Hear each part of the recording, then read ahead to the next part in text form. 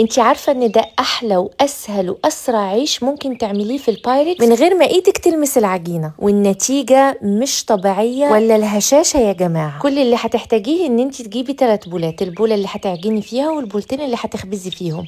ودايما البولات بتاعتي بايركس، والبايركس الاصلي بيبقى الاسم محفور من تحت. باخد بقى الدقيق، بحط عليه الملح، بحط عليه الخميرة والسكر، وبنزل بالمية الدافية، وباستخدام السباتولا بقلب كويس لحد ما العجينة تندمج مع بعض.